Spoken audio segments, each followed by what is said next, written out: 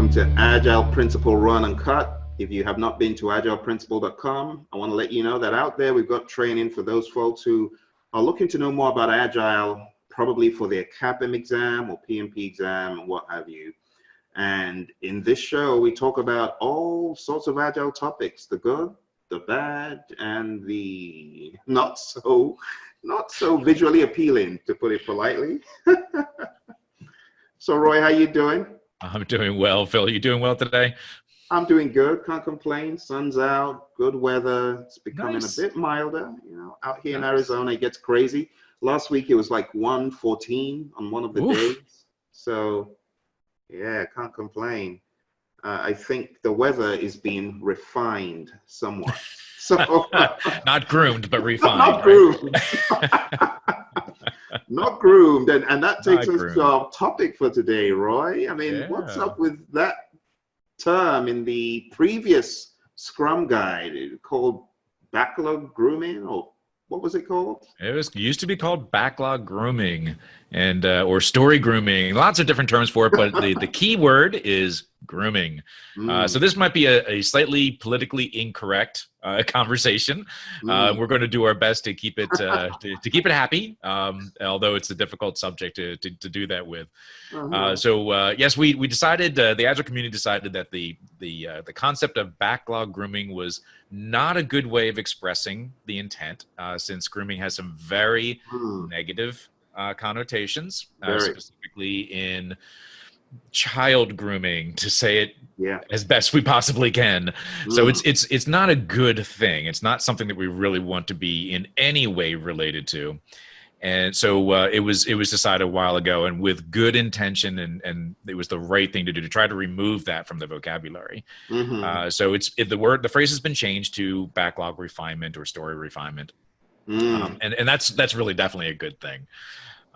So the interesting thing, though, is that it is extremely difficult to get rid of this. So many people are used to that phrase, backlog grooming, that it still exists. And I say it every time I teach a class, every time I'm in front of a group, and we talk about the concept of refinement to progressive elaboration. I try to recommend, let's call this backlog refinement. And invariably, I get asked the question. And I try to do my best to make it as subtle and as politically correct as I can. But usually the expression that I get back from it is like, oh, I didn't, oh.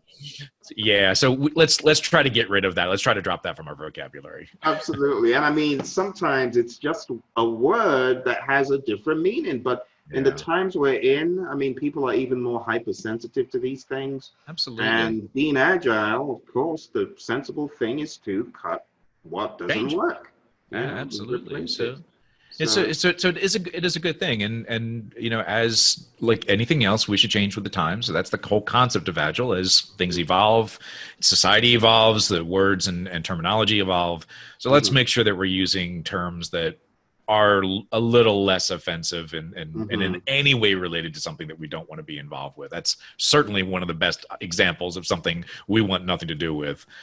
So let's get the word out there a little more about why we want to get rid of this thing, and let's do our best to get rid of that. Exactly. So folks, help us get the word out there. You know, it's changed, and let's talk about it as is it a ceremony? Is it a formal ceremony in Scrum?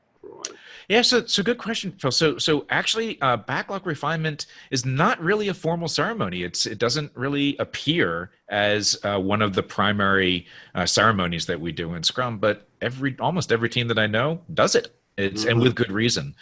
So let's back up a little bit and let's talk about what backlog refinement is and the value of it.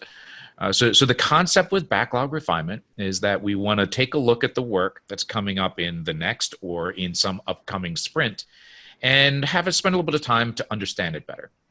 So it's a small amount of time, a small investment, just to make sure that before we implement the work, before we take it into a sprint, we have spent at least a little bit of time to take a look at that work.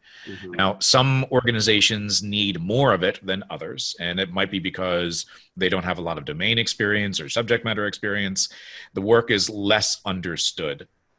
So in those situations, refinement might be more necessary, and maybe we do go a little bit heavier with our refinement processes to prepare the work for the upcoming sprint. Great opportunity to look for dependencies too. Yeah. Right. All those kinds of things. But there are also organizations and teams specifically where the experience is very well known. The subject matter experience is there, the domain is there, and then maybe refinement isn't as necessary. So they might be able to just take the work into a sprint and go off and execute it.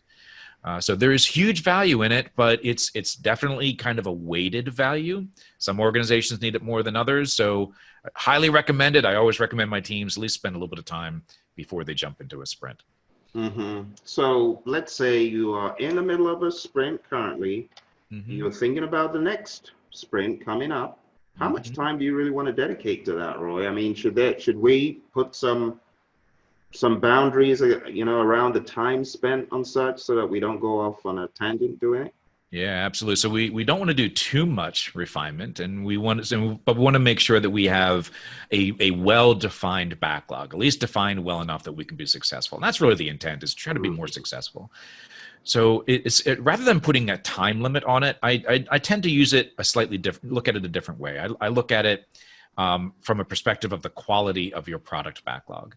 If your product backlog is very thin, not well understood, it's kind of messy, maybe we don't have a lot of stories on our backlog, then maybe we need to do more refinement, right? To get our backlog up to a level that it's maintainable. My general rule of thumb is that you should have enough well-refined stories for your next planning horizon. So if you're planning sprint by sprint, then you should have enough well-refined stories for your next sprint.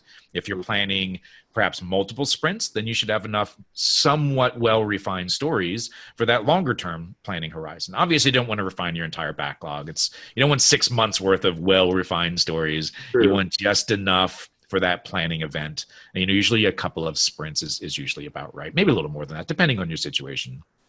Gotcha. So what I usually recommend is to measure the backlog depth. If you have a good backlog, you can back away. If you have a light backlog, a little thin, then maybe you need to do some more refinement. Makes sense. So, because some stuff might end up not being done in the product backlog, and then you'd have spent all that time going down to, so deep a level, only not to use it. And that's something different from the predictive world. Predictive, we think we define everything up front, and we really need to resist doing that. That's not going to help us out at all. Absolutely. Well, I hope this has helped you in your project management and how you think about Agile. Remember to go to the agileprinciple.com site. If you've not hit like and subscribe to this video, please do so. And we look forward to seeing you in the next episode. Bye for now.